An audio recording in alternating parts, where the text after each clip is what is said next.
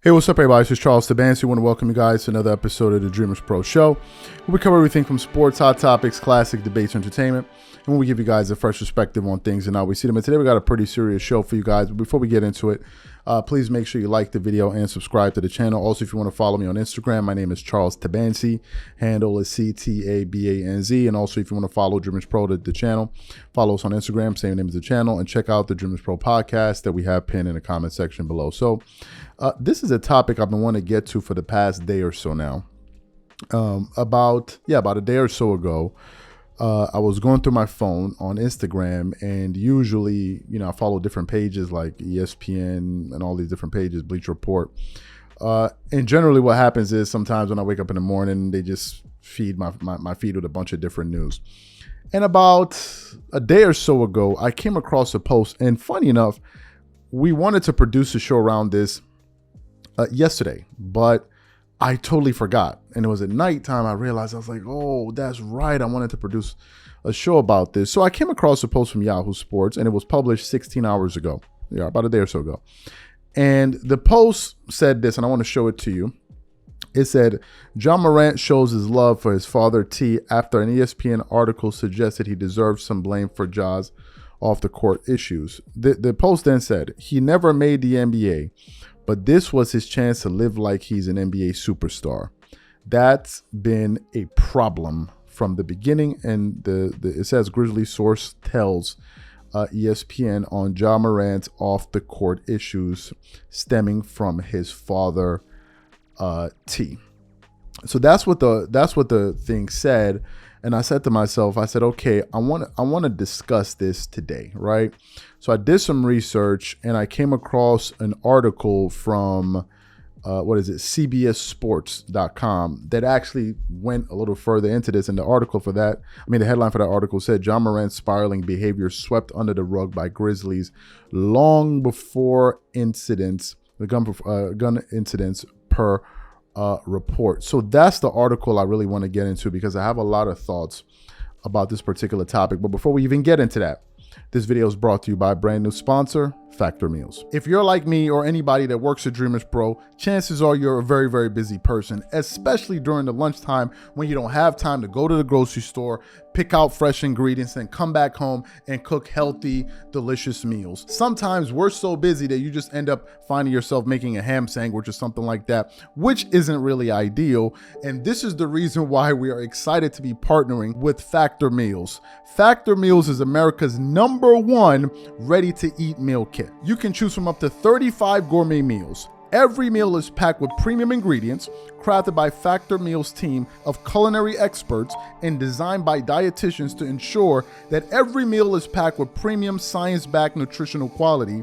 Your meals are delivered directly to your door, and all you need to do is heat them up in just under 2 minutes. Then they are ready for you to eat and enjoy. So for example, this week, I think I'm gonna go with the Italian herb chicken. What I love is that under every single meal, you can see if it's a calorie conscious option. For example, this meal I just chose is the dietitian approved calorie smart meal, which is around 550 calories or less per serving, and also a protein plus meal with 30 grams of protein or more per serving. So if you want to give it a try, click the link in the description below or head over to factormeals.com/dreamers50 and use code dreamers50 to get 50% off. And remember, when you try Factor Meals by using the link in the description below, remember that you're supporting this channel.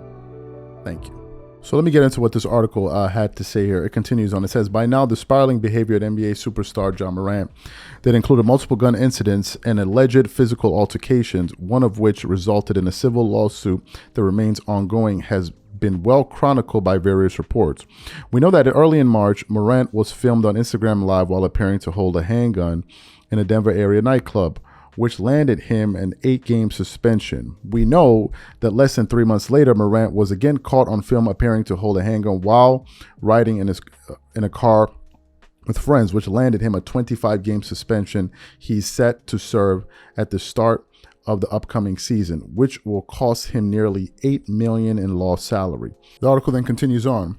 But some warning signs emerged early in his pandemic-shortened rookie season, team sources said they were concerned about how frequently Morant, underage and often accompanied by his father, would go out to drink and at some Memphis Cedar establishments and strip clubs, including on nights before games.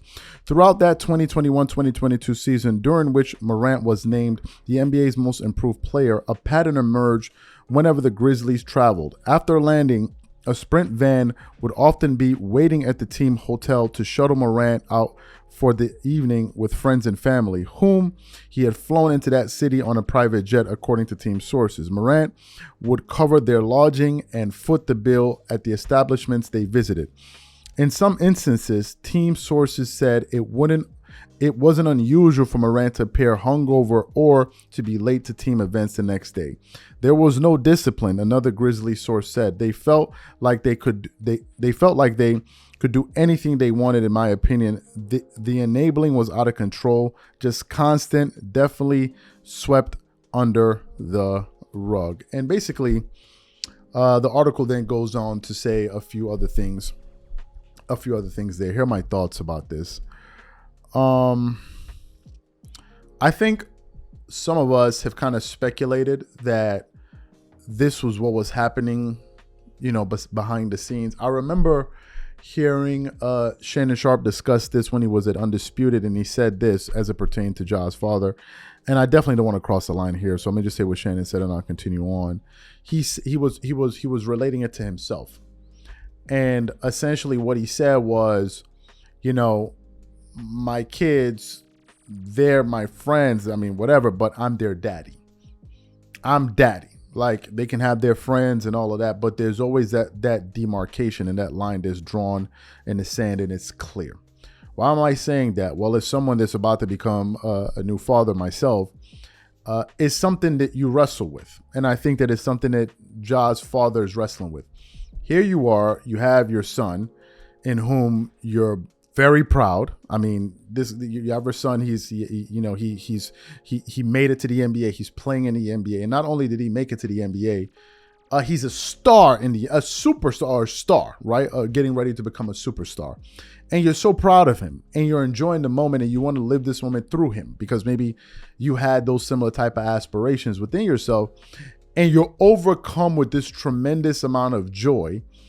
And what ends up happening is that you end up loving your child so much that it becomes hard for you to discipline them. There's some parents that, and I know some parents like this, that it pains them to discipline their kid. When I say it pains them, even if it's to flog them, even if it's to give them punishment, it pains them because the love is so immense. Whereas there's some other parents where they'll love the bleep out of their children, but they'll let them know, listen, there are rules of engagement. You're going to know how to be, you're going to understand the way you're going to behave as a young child, as an adult. And there's certain things that you're just going to abide by, whether you like them or not, because that's the way I raised you. And I can understand how some people will say that because maybe they felt like maybe the father was enabling them.